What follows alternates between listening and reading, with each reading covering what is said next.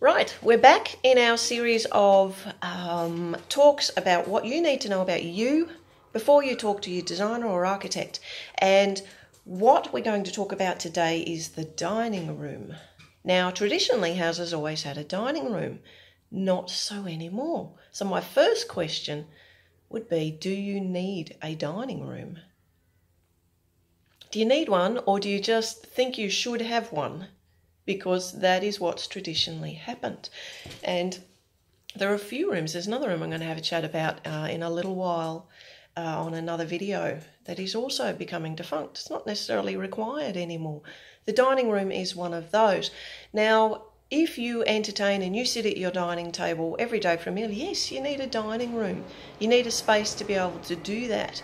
And the dining room is generally a relatively simple space in that it contains a table, your chairs and stuff like that. It's got a sideboard, may have some decorations, some artwork on the walls. A lot of people like to go from their dining room out to their outside dining room, and we're not going to cover outside the house at the moment. All these talks are about the inside of your house. But the dining room itself is where you gather to eat. Now, the next question is, do you use your dining room table for anything else? A lot of people do. I do. I quite often, my dining room gets converted to an office or an art space.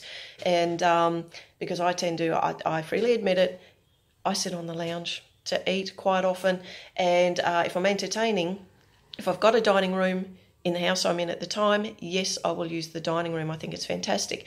If I've got a dining room in the house I'm in at the time, yes, I'll sit there and eat most of the time. If I don't have a dining room, it doesn't faze me in the slightest. I'll just eat somewhere else. I'm not personally tied to a dining room, but a lot of people use that dining space for their kids to work in, for school assignments, for projects and things like that, so they can keep an eye on them. And another question with your dining room, do you want it visible from your kitchen? Do you want to be able to be in the kitchen and see your dining room and partake in the activities that are in there? A lot of people now use their dining room as an office.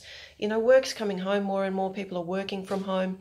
If you currently do that, tell your designer that you do that. It's really, really important that dining space being used as an office or a workspace is highlighted to your designer, because other options can be made. Because if you use, a combined office dining room, then quite often you've got all your work stuff out. A lot of people don't like to pack their work stuff away because it disturbs the flow that they've got going.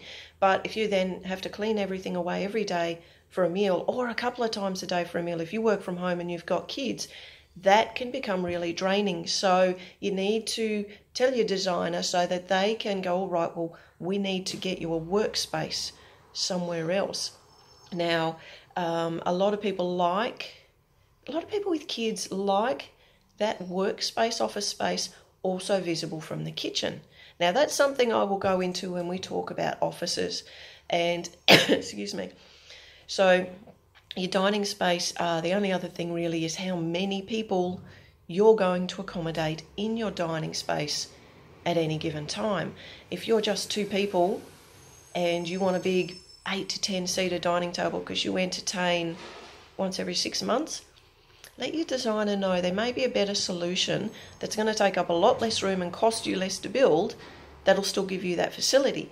If you entertain every single weekend and you've got the sort of household that's full of kids, not just your kids, everyone else's kids, and you have a constant flow of people through your house, and that your dining table is the hub of where everyone sits down and enjoys themselves, and make that space special. Highlight that that's your relationship with your space to your designer, and talk to them about how you can make the most of that space. The only other thing to consider is crockery, tablecloths, napkins, and those sorts of things. Do you want those in or accessible to your dining space? Do you want those in your kitchen? I didn't talk about that in the kitchen because the crockery sort of thing, it tends to move around where people access it most and where they feel they access it most. Personally, I like my crockery in my kitchen where I can just access it. Like I said, I like my kitchens to be really functional. I just want to stand there and just be able to get everything done.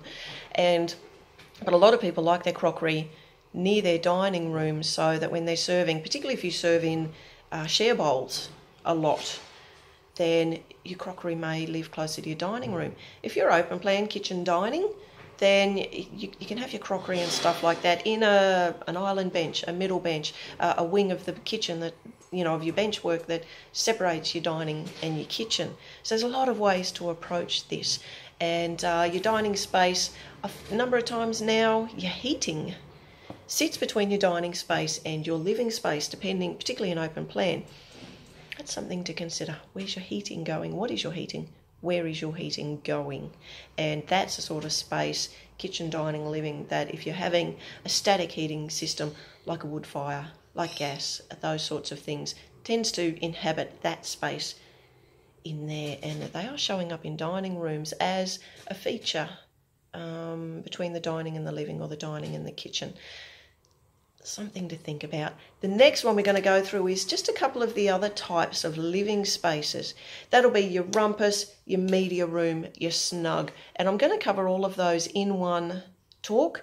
That will be our next one. So share this around. Tag people who are doing renovations and things like that. Take notes, and we'll talk to you about the next one, which is your optional living spaces. So we'll talk to you soon. Bye.